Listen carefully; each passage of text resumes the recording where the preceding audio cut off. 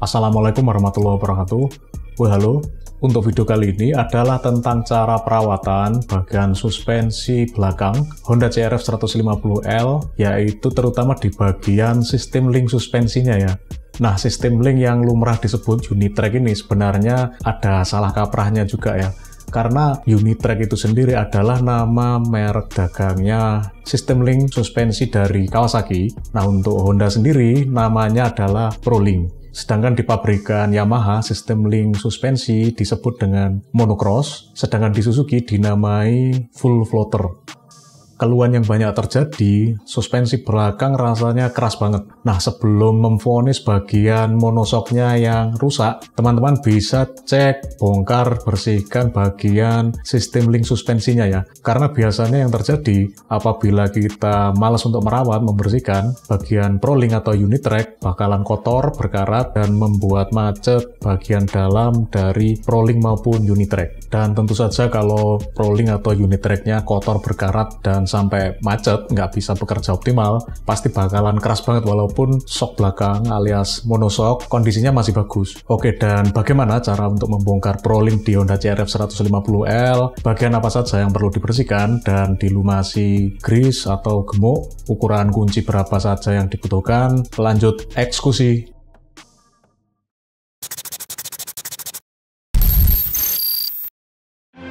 Oke, untuk langkah awal yang perlu kita lakukan adalah motor kita posisikan di jack stand dulu, lanjut kemudian kita kasih ganjal di bagian roda depan maupun ban belakang untuk menyetabilkan dan memudahkan saat kita mencopot ProLink-nya ya. Sebelum kita melepas moorbaut yang ada di ProLink, kita masukkan gigi alias persnelingnya di posisi gigi 1 bisa ataupun di gigi 2. Fungsinya untuk menahan roda belakang agar tidak ikut bergerak atau berputar saat kita melepas ProLink-nya. Oke, setelah posisi motor aman atau stabil, lanjut kita lepas moorbaut yang ada di ProLink-nya. Nah, di sini terdapat 4 buah moorbaut. Untuk moorbaut yang terkoneksi dengan swing arm, kita buka dengan menggunakan kunci 17 mm dan 19 mm. Untuk 3 buah moorbaut berikutnya, menggunakan kombinasi kunci yang sama yaitu 14 dan 17 mm. Oke, lanjut kita buka moorbautnya dari bagian yang terkoneksi dengan swing arm, lanjut ke depan, dan yang paling terakhir adalah bagian moorbaut yang terkoneksi dengan sasis. Lanjut.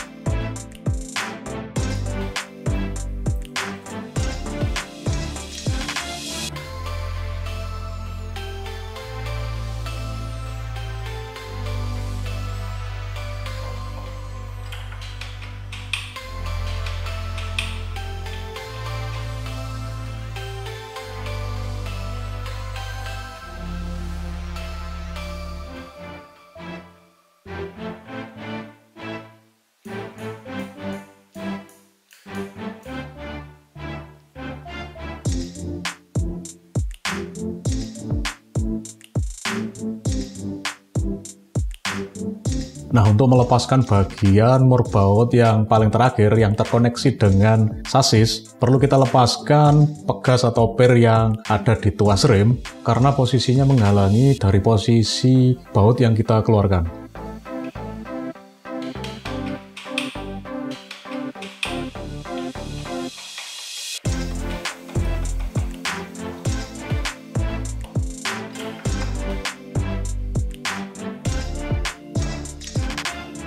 Oke, setelah semua terlepas, lanjut kita proses bagian yang ini dulu ya, yaitu bagian yang segitiga dan 4 buah moorbaut. Untuk kondisi moorbautnya seperti ini, lumayan kotor tapi nggak terlalu parah sih. Dan untuk yang bagian segitiga ini, bisa dibilang lumayan bersih, hanya terlihat kotor, karat sedikit saja. Oke, lanjut kita bersihkan semua bagian. Kita mulai dari bagian moorbaut. Dan untuk pembersihan bagian yang kotor ini, bisa kita gunakan cairan penetran seperti WD-40. Dan apabila ada kotoran ataupun karat yang masih membandel, bisa kita amplas dengan menggunakan amplas halus nomor 1500 ataupun 2000.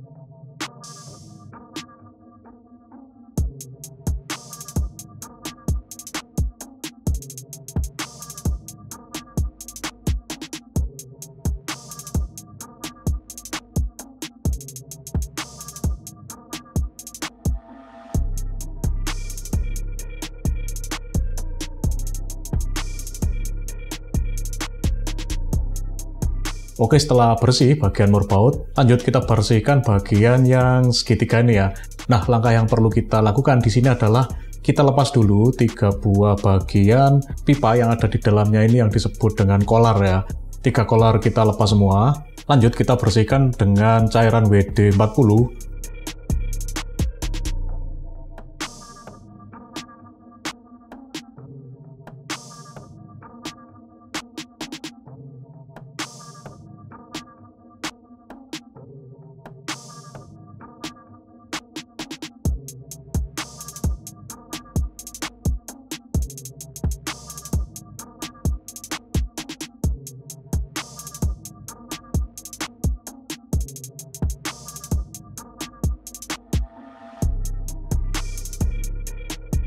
Dan apabila ada kotoran yang masih membandel, bisa kita lakukan juga pengamplasan dengan menggunakan amplas nomor 1500 atau 2000.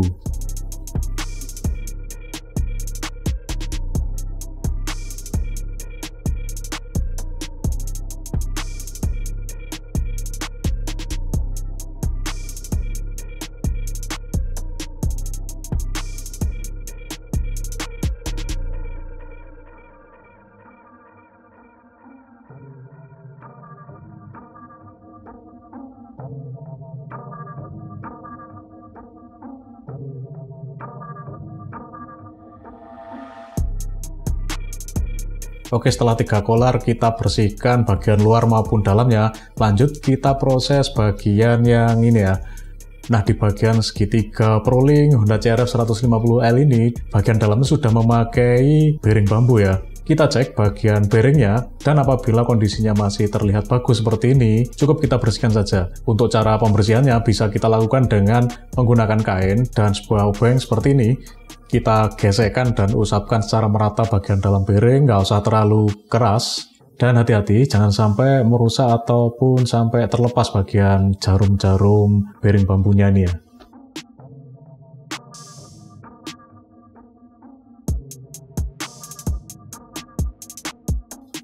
Untuk bagian luar terdapat sil debu yang bahannya terbuat dari karet ya. Nah, apabila sil debu ada yang rusak, wajib kita ganti. Oke, di sini terlihat sil debunya masih bagus, cukup kita bersihkan saja.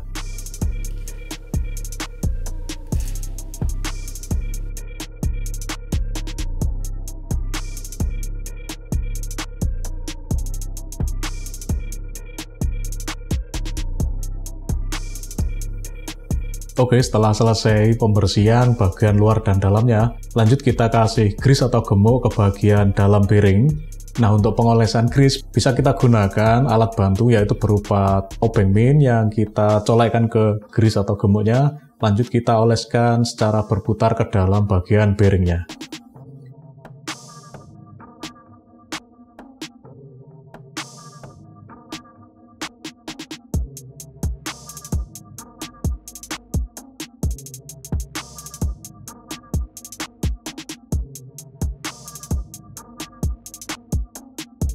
Setelah pengolesan grease bagian dalam bearing beres, lanjut untuk ketiga kolarnya kita olesi dengan grease juga. Dan kemudian kita masukkan ke bagian dalam bearingnya. Setelah beres, lanjut kita olesi juga dengan grease bagian as yang berjumlah 4 buah ini. Lanjut.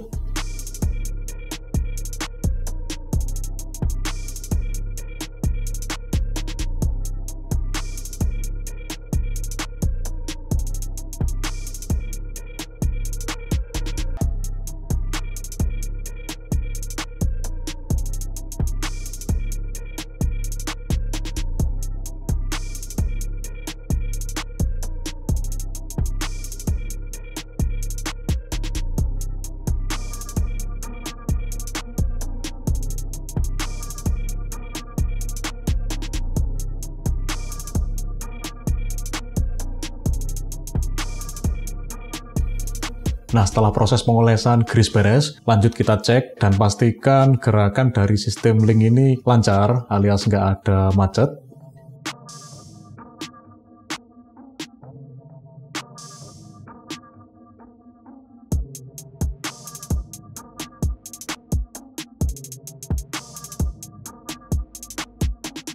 Setelah beres bagian yang ini, lanjut kita bersihkan bagian link lengkungnya. Oke, di bagian link lengkung ini terdapat 2 buah bearing biasa model roller yang ada covernya. Kondisinya masih lumayan bagus dan lumayan bersih. Lanjut kita bersihkan bagian luar maupun dalam. Untuk bagian luar bisa kita semprotkan cairan WD-40. Nah, untuk bagian dalam kita gunakan bantuan obeng dan kain yang bersih untuk membersihkan bagian dalam.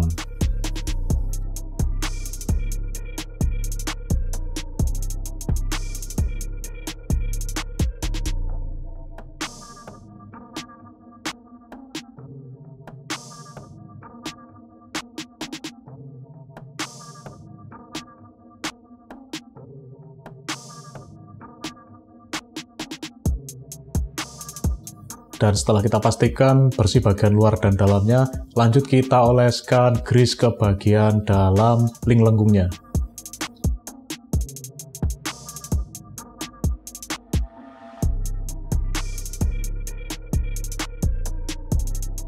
Lanjut kita cek dan pastikan pergerakan dari link lengkung ini tidak ada macet alias lancar. Oke, setelah beres, kita lanjutkan yaitu proses pembersihan di bagian posisi murbaut, bagian arm, dan posisi murbaut bagian shock juga, serta posisi murbaut bagian sasisnya.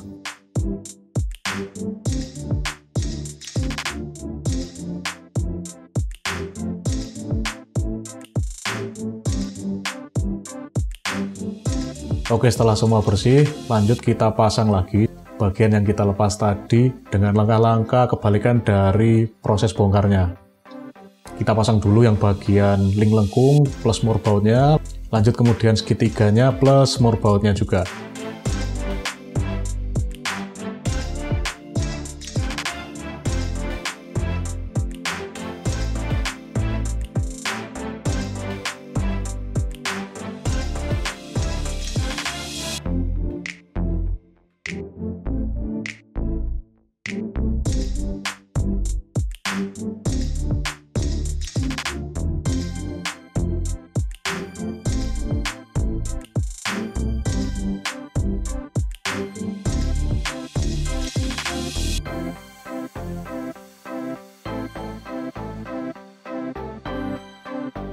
Untuk pengencangan 3 buah murbaut menggunakan kunci 14-17, dan untuk yang ada di posisi swing arm menggunakan kunci 17 dan 19 mm. Untuk pemasangan murbautnya tidak usah kita kencangkan dulu. Setelah semua kita pastikan posisi pas, baru kita kencangkan secukupnya.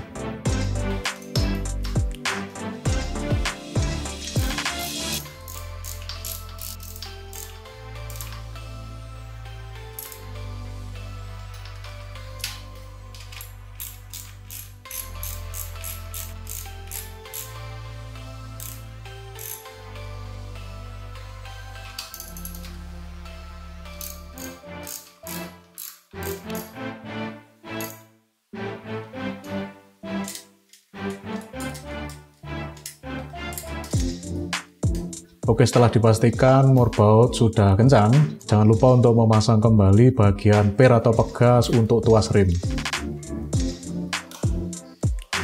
Lanjut kita lepas pengganjal untuk roda depan maupun ban belakang. Motor kita turunkan dari posisi jack stand. Kita tes untuk terakhir kali dengan cara menggenjot beberapa kali dan melihat reaksi dari sok belakang.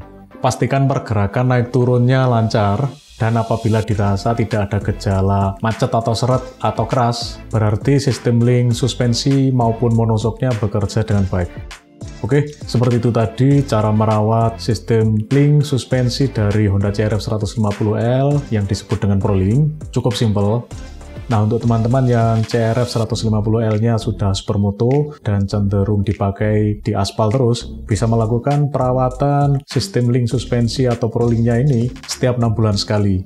Untuk teman-teman yang senang terabas, bisa melakukan perawatan ProLink-nya setiap 3 bulan sekali. Tapi tergantung dengan frekuensi terabasnya juga ya. Kalau sering banget terabas ya di bawah 3 bulan sekali harus dicek dan dibersihkan maupun dilumasi ulang dengan grease bagian ProLink-nya. Ya lebih baik sedia payung sebelum hujan lah. Oke, sekian dulu untuk video kali ini. Apabila video ini dirasa berguna untuk teman-teman, bisa like dan share ke teman-teman yang lain. Mohon maaf banget apabila ada salah-salah kata, dan sampai jumpa di video berikutnya. Wassalamualaikum warahmatullahi wabarakatuh. Ciao.